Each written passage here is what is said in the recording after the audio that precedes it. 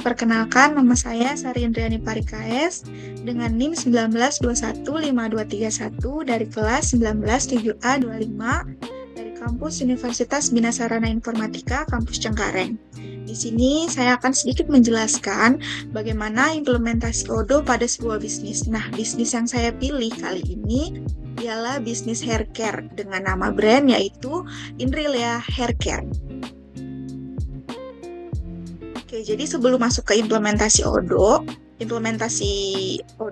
pada bisnis hair care, di sini saya akan sedikit menjelaskan apa itu ERP. Nah, ERP ini teman-teman atau yang biasa disebut Enterprise Resource Planning itu adalah sistem informasi terintegrasi yang digunakan oleh perusahaan untuk mengelola dan mengotomatisasi berbagai aktivitas bisnis seperti keuangan, SDM, produksi, distribusi, inventory, penjualan, juga pembelian. Nah, ERP ini memiliki tujuan yaitu ialah yang pertama meningkatkan efisiensi dan produktivitas dalam proses bisnis. Yang kedua, mengintegrasikan seluruh proses bisnis pada perusahaan. Yang ketiga, menyediakan informasi real time untuk pengambilan keputusan. Lalu yang terakhir ialah mengurangi kesalahan input data secara manual. Selanjutnya adalah komponen-komponen utama dalam ERP. Jadi yang pertama itu adalah database-nya yang terpusat. Yang kedua modularitas. Jadi modul-modul fungsional itu seperti penjualan, pembelian, keuangan, dan lain-lain. Yang ketiga integrasi antar departemen. Yang keempat otomatisasi proses bisnis. Nah, selanjutnya ada manfaat dan tantangan ERP nih. Jadi manfaat dalam ERP itu ialah proses bisnis yang lebih terstruktur, data yang konsisten dan mudah diakses. Lalu yang ketiga, monitoring dan laporan yang secara real time. Yang keempat, kolaborasi antar departemen yang lebih lancar. Jadi selain ada manfaat, di ERP ini tentunya ada tantangannya nih. Jadi yang pertama itu biaya implementasi yang tinggi, lalu adaptasi dan pelatihan untuk SDM-nya atau sumber daya manusia, dan proses bisnis yang harus disesuaikan. Yang terakhir itu ialah tentunya resiko proyek ini gagal jika tidak dapat dikelola dengan baik. Nah, selanjutnya saya akan masuk ke dalam ODO. Jadi ODO ini teman-teman adalah salah satu platform open source, ERP yang open source yang berbasis web, yang dimana menyediakan berbagai modul untuk mendukung kegiatan bisnis. Dulu ODO ini sebelum menjadi nama ODO ini dikenal sebagai Open ERP. Nah, jadi ODO sendiri ini dirancang untuk dapat dikustomisasi dan diintegrasikan dengan mudah. Jadi menjadikannya pilihan populer bagi bisnis para perusahaan dari berbagai skala dan industri. Nah, keunggulan ODO sendiri itu ialah open source, yang dimana komunitas dan kode terbuka. Jadi lebih mudah nih untuk mengaksesnya. Yang kedua itu adalah modular, yang dimana bisa menambahkan modul sesuai kebutuhan. Jadi misalkan mau pakai modul yang ini, kita bisa tambahin gitu. Yang ketiga tentunya user friendly. Jadi user friendly ini gampang lah untuk dipakai gitu. Yang keempat itu bisa dikustomisasi, sama dengan yang poin kedua yaitu modular, bisa menambah modul sesuai kebutuhan. Jadi dalam ODO ini salah satu keunggulannya juga bisa di custom. Yang terakhir tersedia versi community yang dimana versi gratis dan enterprise yang berbayar. Nah, seperti yang saya sebutkan tadi, ODO ini banyak modul-modulnya kan. Nah, jadi ini adalah fitur-fitur utama dalam ODO dengan modul yang pertama yaitu adalah modul sales dengan fungsi manajemen penjualan, penawaran, dan juga faktur. Lalu modul yang kedua ialah purchase dengan fungsi pengadaan dan permintaan pembelian. Yang ketiga inventory dengan fungsi stok barang, gudang, dan pelacakan. Yang keempat itu accounting, yaitu pembukuan, faktur, dan pelaporan keuangan. Yang kelima ialah CRM, yaitu manajemen hubungan pelanggan dan prospeknya. Yang keenam ialah project, yaitu dengan fungsi pengelolaan proyek, tugas, dan juga timeline. Yang ketujuh ialah manufacturing atau MRP, yang dimana berfungsi untuk produksi dan perakitan barang. Yang kedelapan ialah HR atau sumber daya manusia, yang dimana berfungsi untuk manajemen karyawan, cuti, absensi, dan gaji. Yang ke-9 ialah website dan e-commerce, yaitu di mana untuk pembuatan website dan toko online. Yang ke-10 ialah point of sales atau POS, yang dimana berfungsi untuk sistem kasir, untuk retail atau restoran. Oke, selanjutnya masuk ke dalam demonstrasi Odoo. Jadi di sini saya akan sedikit mendemokan bagaimana alur demonstrasi dan implementasi Odoo pada bisnis hair care. Oke, baik. Jadi di sini saya akan menjelaskan bagaimana implementasi bisnis hair care pada sistem Odoo. Ya, jadi yang pertama-tama, teman-teman, ini adalah tampilan Odoo. Begitu teman-teman menginstal Odoo, kalian akan diarahkan kepada website Odoo. Nah, jadi Odoo yang saya pakai itu adalah yang community, jadi yang gratis atau berbayar. Jadi pertama kali teman-teman buka, tampilannya akan seperti ini. Nah, ini itu apa? Ini adalah modul-modul yang terdapat Odoo. Sebenarnya banyak banget teman-teman. Jadi kalian bisa custom sesuai kebutuhan kalian. Nah, karena di sini saya sudah mengaktifkan untuk modul sales, jadi di sini udah nggak ada tombol activate lagi. Nah, kalau misalkan teman-teman mau pakai yang restoran, kalian bisa activate gitu. Jadi tapi kalau misalkan untuk yang community atau yang gratis, itu tidak semua modul bisa diactivate seperti itu ya. Oke, jadi kita di sini yang pertama itu mau pakai modul sales.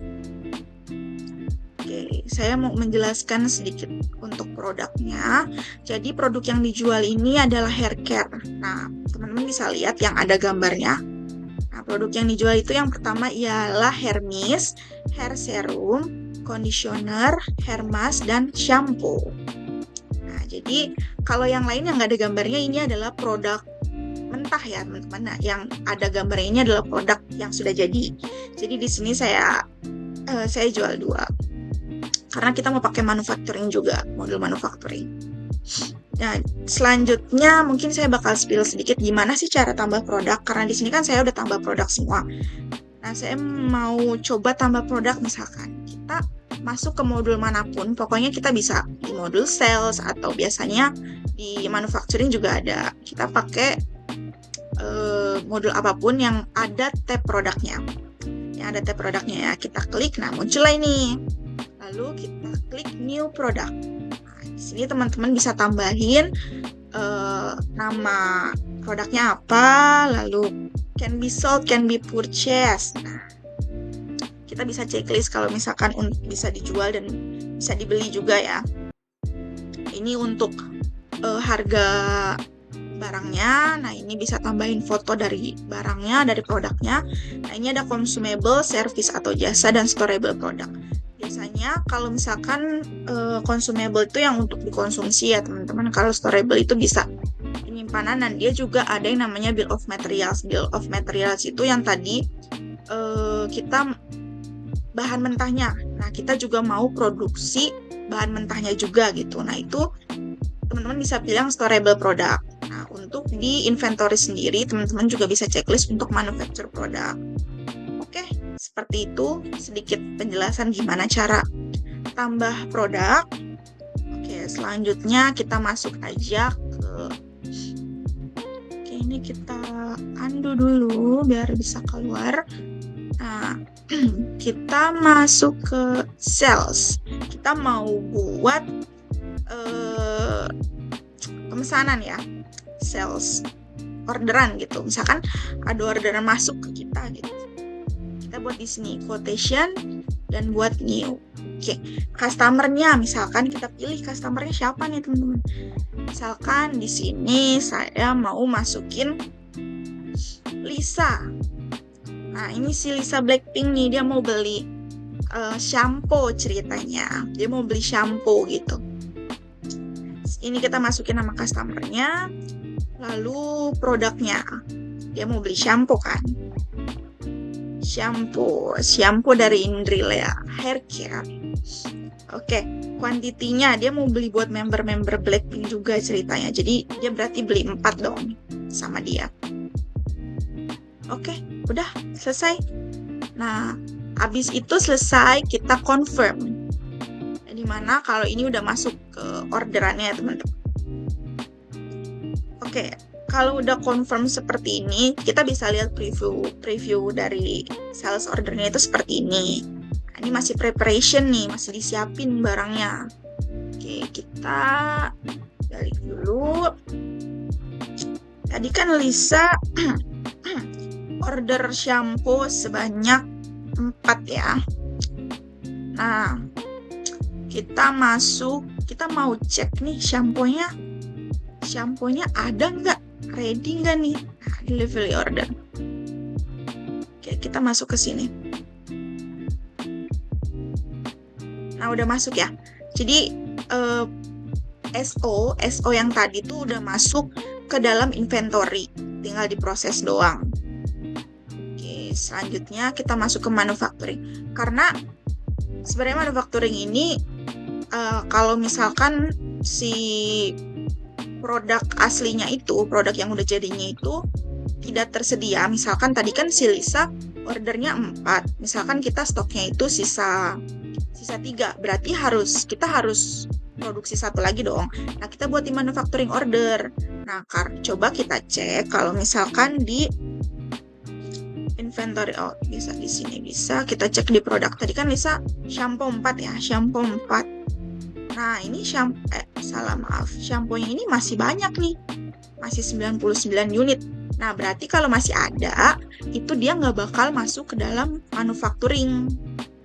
Masih ada kan berarti ya teman-teman, jadi nggak bakal masuk ke manufacturing. Berarti kita nggak perlu bikin yang namanya manufacturing order, kita bisa langsung yang namanya proses ke invoice aja. Tapi karena di sini saya mau mencontohkan gimana kalau misalkan si produknya ini ternyata kosong gitu. Oke, jadi kita bisa bikin new manufacturing order untuk produk apa? Tadi kan untuk shampoo ya. Jadi untuk shampoo. Nah, klik. Nah, kuantitinya itu kita butuh 4 untuk diproduksi. Kalau udah nih, kelihatan kan teman-teman? Nah, ini kelihatan nih. Kelihatan ini dapat dari mana? Kita buat di BOM, Bill of Material. Nah, jadi ini adalah bahan-bahan untuk si shampoo. Nah, kita untuk 4 shampoo itu dibutuhkan 400 air. Oke, 400 di sini 400 ml air dan sebagainya. Kalau misalkan udah, kita langsung confirm. Nah, saya confirm nih. Nah, kalau misalkan udah confirm, jadilah seperti ini. Ini adalah manufacturing order ya. Lalu kita produksi aja semua nih. Produce all. Oke, dan nah kalau untuk manufacturing order ini kita coba cek di inventory ya. Seharusnya yang barang yang keluar itu, yang berkurang itu bukan si shampoo. Nah, shampoo-nya malah nambah nih. Tadinya kan ada 100 unit ya. 99 unit. Nah, karena tadi kita produksi 4 lagi, jadi shampoo-nya nambah. Dan yang berkurang itu tentunya adalah air nih, tadi berkurang. Bahan-bahan yang mentahnya yang berkurang di produknya gitu, teman-teman. Nah, kalau udah kita manufacturing, berarti tinggal kirim doang dong barangnya. Nah, kita balik lagi ke sales. Nah, kita lihat yang tadi Lisa. Kita mau kirim nih, udah kelar nih, kita mau kirim. Tapi sebelum itu kita mau kirimnya itu sama invoice gitu. Kita mau kirimnya sama invoice. Kita boleh create invoice-nya dulu. Nah,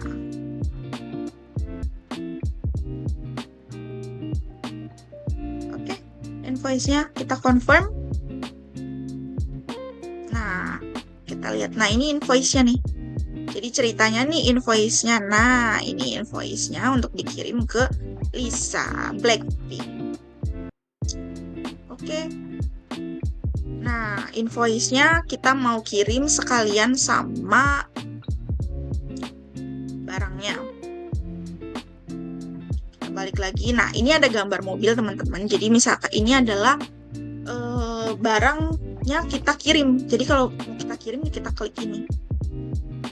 Jadi Jadi nanti otomatis barang yang dipesan sama Lisa ini di inventory itu bakal berkurang. Oke, kita udah kirim, nah, terus kita validate. Nah, selesai, kita cek tadi kan total shampoo itu jadi ada 103 ya. Sekarang kita cek aja di sini. Nah, 99 lagi karena tadi kan 4 udah keluar. Berarti ini valid ya, teman-teman. Oke, sekarang udah. Untuk invoice kita mau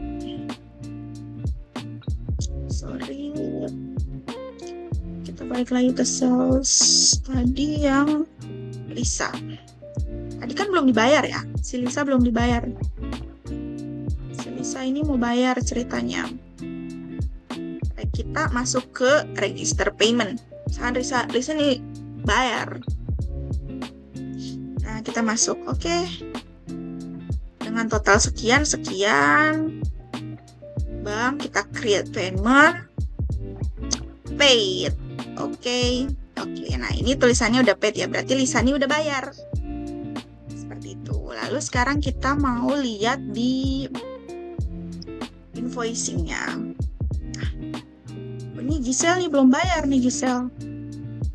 Bayar dulu Giselle. Ceritanya Giselle baru ini nih, baru mau bayar. Kita bisa create payment lagi. Oke, paid. Selesai. Nah, kita lihat previewnya seperti ini. Nah, seperti itu ya, teman-teman. Lalu selanjutnya itu kita masuk ke dashboard penjualan ya. Nah, penjualannya seperti ini. Nah, masuknya seperti ini. Nah, untuk ini top sales order. Wah, Karina. Nah, dengan order sekian, top produknya itu kita bisa lihat yang paling laku itu adalah shampoo ya, teman-teman. Customernya, top customer itu yang paling banyak order, sekian. Oke, untuk invoicingnya, invoice by month. Nah, ini adalah rekap dari invoice yang udah kita bisa lihat statusnya udah dibayar atau belum. Nah, untuk invoice-nya ini seperti ini. Oke. Nah, mungkin ini aja dari saya. Nah, jadi kesimpulannya itu ialah Odoo adalah open source yang fleksibel tentunya, yang terintegrasi, mendukung berbagai proses bisnis dalam suatu platform. Dengan modul yang lengkap dan mudah dikustomisasi, Odoo cocok digunakan berbagai jenis usaha untuk meningkatkan efisiensi dan produktivitas. Sekian dari saya, kurang lebihnya mohon maaf. Terima kasih.